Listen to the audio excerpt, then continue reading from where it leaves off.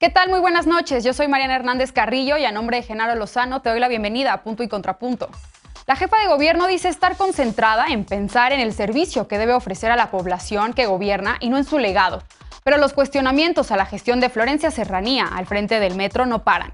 Sheinbaum dice que está comprometida a saber el fondo de los hechos y que nadie estará libre de responder por sus acciones. Veremos qué opina la mesa de lunes y miércoles sobre las causas y posibles responsabilidades en esta tragedia. Y los ojos del mundo están en Colombia. Desde hace una semana, la gente ha salido a las calles a protestar por una iniciativa de reforma fiscal y se ha encontrado con violencia por parte de las Fuerzas Armadas. Esto lo han documentado organizaciones como Amnistía Internacional y Human Rights Watch. El presidente Duque respalda a las fuerzas del orden, pero dice que está abierto al diálogo. ¿Es posible dialogar en estas condiciones? Y como dice el clásico zapatista, la nave va. El navío con 7 personas del Ejército Zapatista de Liberación Nacional partió hacia Europa. Buscan estar allá cuando se cumplan los 500 años de la caída de Tenochtitlán. No para que les pidan perdón, sino para buscar puntos de encuentro. ¿Tiene sentido esta misión? ¿Busca confrontar la petición de perdón que demandó el presidente López Obrador? Estos son los temas que debatiremos esta noche. No te vayas, que ya empieza Punto y Contrapunto.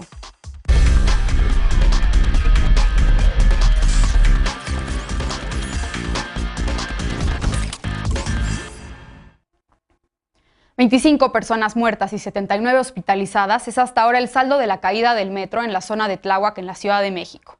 Ayer, Jesús Urban, líder del Sindicato Mexicano de Trabajadores del Metro, dijo que sus afiliados han denunciado las múltiples fallas registradas en el metro capitalino y que harían un paro general de labores si la directora del metro, Florencia Serranía, no renunciaba al cargo y se garantizan además condiciones de seguridad para las y los trabajadores.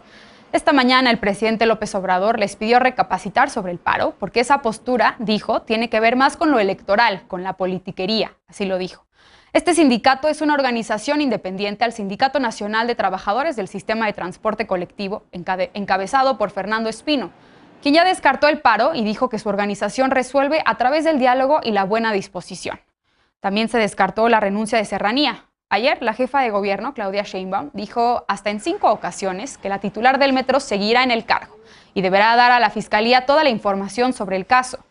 No es la primera vez que Serranía es criticada por algún incidente en la dependencia a su cargo. De hecho, el desplome es el tercer hecho grave que ocurre en su administración. Pero la funcionaria ayer ratificó que seguirá trabajando y que va a colaborar para determinar lo sucedido. Serranía no fue la única criticada ayer.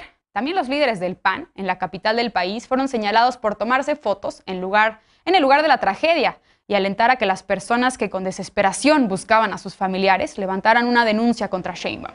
Esta mañana el presidente López Obrador dijo que buscan sacar raja y aprovecharse de la tragedia. Y para debatir esta noche nos acompaña como cada lunes y miércoles Lisa Sánchez, directora general de México Unido contra la Delincuencia. Buenas noches, querida Lisa, ¿cómo estás? Qué gusto, Mariana, miércoles de Mariana. Muy buenas noches a todas y a todos. Bienvenida. También nos acompaña Alfredo Lecona, activista y analista. Buenas noches, Alfredo, bienvenido. Gracias, Mariana. Buenas noches a todas y todos. Eder Guevara, antropólogo y fundador de Morena. Buenas noches, Eder. Hola, muy buenas noches a todas y todos. Y Dolores Aragón, académica e investigadora. Buenas noches, Dolores, bienvenida también. Buenas noches a todas y a todos. ¿Qué tal? Bien, pues primer tema de la noche. Comienzo contigo, Eder. Sin duda una tragedia lo que vivimos la noche de este lunes. ¿Qué decir de la respuesta de las autoridades hasta ahora? Uno de los cuestionamientos que más se ha escuchado es precisamente lo que ya comentaba yo hace un momento, estas demandas por la renuncia de Florencia Serranía al frente de esta institución. ¿Por qué no renunciar? ¿Qué es lo que está ocurriendo de parte de las autoridades? Y bueno, ¿cómo estás viendo todo esto? Sí, es lamentable lo que sucedió. Por supuesto, no podemos más que enviar nuestro pésame y yo espero que pronto se recuperen las personas heridas. Y creo que se tiene que hacer una investigación muy seria, muy objetiva y llegar al fondo de este problema. ¿Qué sabemos hasta ahora, además de que el metro ha colapsado y que entre otras cifras hay 25 personas que perdieron la vida, entre ellos infantes? Sabemos que lo construyó Marcelo Ebrard, que lo inauguró un mes antes de que Mancera tomara protesta, que a la inauguración llegaron empresarios, llegó Carlos Slim, que participó en la construcción, llegó Felipe Calderón, llegó Mancera, Sabemos que después Mancera lo recupera. Bueno, Marcelo se va al exilio, lo acusaron de varias cosas por el tema de la línea 12, fue juzgado, no se le encontró culpa al final, pero en ese proceso él estuvo exiliado porque se asumió un perseguido político. Después Mancera cancela o pospone el servicio por 2 años. Durante esos 2 años él le da mantenimiento, incluso hay unas traves que pone a media estación de la estación Olivos, que es la que colapsó.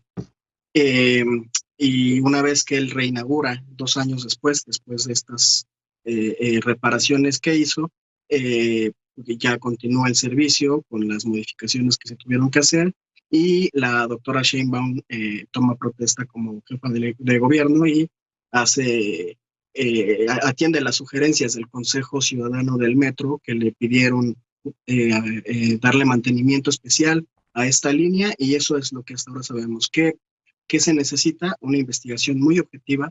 Yo creo que está muy bien lo que propuso la doctora Sheinbaum, de que haya una investigación internacional, un peritaje, y que a partir de ahí se defiendan responsabilidades, caiga quien caiga, sin cálculos políticos, sin que pese otra cosa más que la justicia, que se le haga justicia a las personas heridas, a las 25 personas que perdieron la vida, y a toda una región que le resolvía la vida al metro, pero pues no en estas condiciones tan lamentables que han sucedido, ¿no? Entonces, yo lo único que puedo decir es, sí, lamentable el papel de la oposición, pero ahorita lo central es que haya una investigación objetiva y que los responsables paguen por esto. Lisa, efectivamente la jefa de gobierno de la Ciudad de México ha dicho ya que se van a llevar a cabo las investigaciones correspondientes y este peritaje, además del de la Fiscalía General de la República, el de una empresa internacional. Y también dijo esta parte de a raíz de la discusión política que se ha dado de esta lamentable tragedia, que sería mezquino pues pensar en el peso político que esto tiene o en las repercusiones políticas que esto podría tener. Y también el presidente López Obrador, respecto a este posible paro de labores de parte de los trabajadores del metro, pues dijo que sería un tema más electoral. ¿Realmente es así? ¿Cómo lo estás viendo?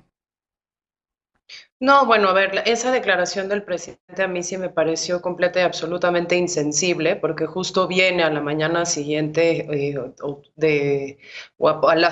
al poco tiempo pues de la tragedia, cuando todavía pues ni siquiera está claro cuál va a ser la ruta, por ejemplo, o hay muchos vacíos de información sobre cuál va a ser la reparación que le van a dar a las familias, los seguros, a los que son sujetos todos los usuarios y las usuarias del sistema de transporte colectivo metro, y además pues en una demanda, en un contexto social de demanda de esclarecimiento, porque no son solo lo de las 25 víctimas de este horroroso percance, sino también son 650,000 almas de ciudadanos, de capitalinas y capitalinos que se mueven en esa línea de ese metro todos los días. Es un sistema de transporte que mueve millones de personas y que, bien decía Eder, pues es uno de los pocos sistemas de transporte que conecta justamente áreas que no tienen acceso a otro tipo de transporte público y que dependen de él para realizar sus actividades laborales cotidianas, para poder acceder a servicios de salud y a muchísimas otras cosas. Completa y absolutamente reprobable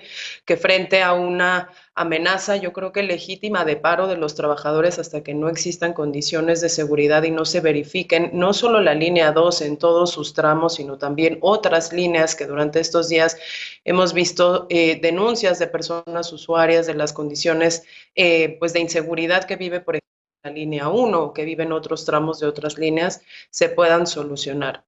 Yo creo que sí sabemos mucho más sobre esta línea 12, sabemos que hubo decisiones de austeridad tomadas en malos momentos por administraciones pasadas, que hubo decisiones en las cuales tampoco se escucharon a los técnicos cuando decían las complicaciones que traían no solo los tramos curvos, sino el tipo de trenes, el tipo de vías férreas, etcétera. Y hoy, pues lo que parece lamentable es un presidente que no mostró empatía con las personas, no se trasladó al lugar de los hechos. Una jefa de gobierno, pese a todo, que con más sobriedad pues dio la cara, y un Marcelo Ebrard que con una muy buena estrategia de control de daños decidió tomar la palabra para evitar pues precisamente las Bien. pues las especulaciones o un debate público que lo pudiera perjudicar. Pero no se nos puede olvidar también, pues que esta mañanera tiene ahí a los dos potenciales sucesores del presidente Andrés Manuel López Obrador y que evidentemente las decisiones de proteger a sus carreras políticas, a sus administraciones, a sus gobiernos, pesan, nos guste o no nos guste, en el tipo de respuesta que está dando tanto el gobierno de la ciudad como el gobierno federal. Alfredo, ¿cómo evalúas tú la respuesta de las autoridades hasta ahora? Y pues también cómo ha reaccionado algunos grupos de la oposición. El Partido Acción Nacional incluso ya manifestó que buscará el desafuero de la jefa de gobierno Claudia Sheinbaum si ella no renuncia, ¿no? Para que se lleven a cabo pues las investigaciones correspondientes. ¿Cómo lo estás viendo tú el tema electoral? Y bueno, ¿qué decir definitivamente de estos lamentables hechos del lunes?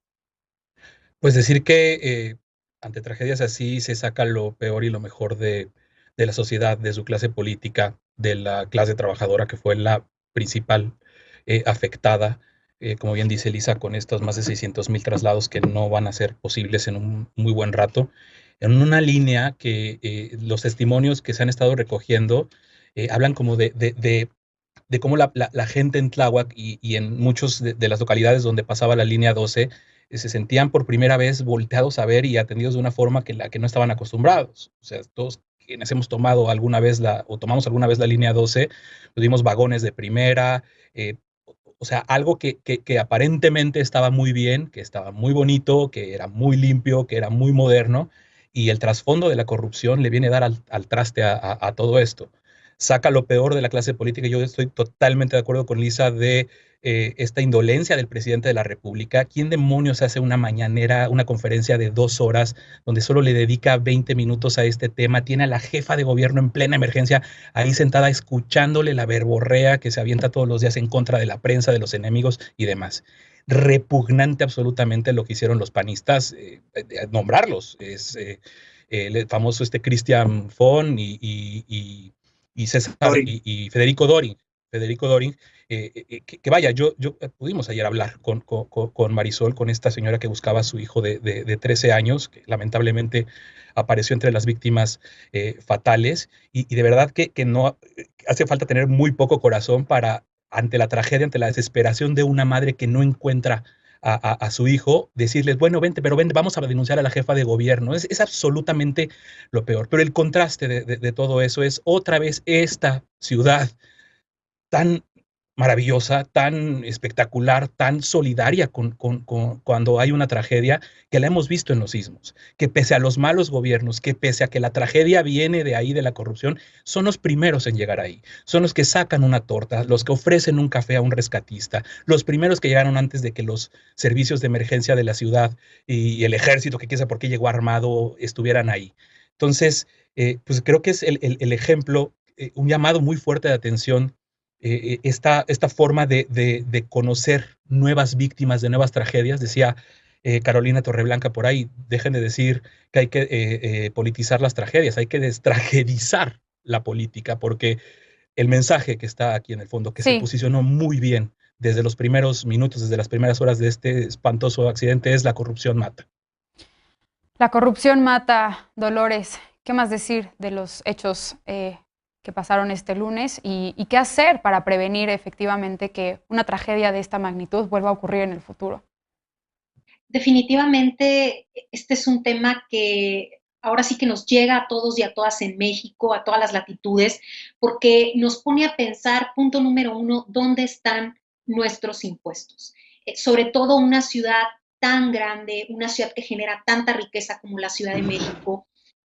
Quiero coincidir un poco con lo que menciona Lecona de la línea 12, ¿no? Es decir, esta estructura de Oropel que se ve casi perfecta, muy moderna por dentro y que por fuera estaba dando ya estos resultados. Los vecinos de la zona lo habían alertado. También hay otros estudios, al parecer, que fueron revelados por parte de los trabajadores del sindicato del metro. Primeramente, las víctimas y las familias. ¿Quién los va a ayudar económicamente en esta tragedia, en este momento tan doloroso? Después, los usuarios también que transitan constantemente, no solo en esa línea, sino en todas las líneas. Y, por supuesto, esto abre el debate en cuanto a la infraestructura urbana de transporte público, no solo en la Ciudad de México, sino en cada rincón del país, en qué se están invirtiendo nuestros impuestos, nuestro dinero público, cómo es posible que este tipo de situaciones estén pasando. Yo creo que abre ese debate y también, por otra cuestión, tiene que ver con no buscar culpables por buscar culpables, que eso es algo también muy común en México, sobre todo con los trabajadores, digamos, del metro, etcétera. Se tiene que hacer una investigación a fondo antes de responsabilidad, por ejemplo, de responsabilizar, por ejemplo, a los mandos que están laborando, a los obreros que trabajan dentro del metro. Bien, pues se terminó el tiempo para discutir este tema, podríamos retomarlo y definitivamente vamos a estar al pendiente de estas investigaciones. Vamos a una pausa. El gobierno de Iván Duque enfrenta duras críticas por el uso indiscriminado de fuerza por parte de los cuerpos de seguridad, pero el mandatario colombiano, aunque anunció un espacio para el diálogo, volvió a respaldar estas medidas. ¿Qué está pasando en este país? Volvemos con este tema, punto y contrapunto, no te vayas.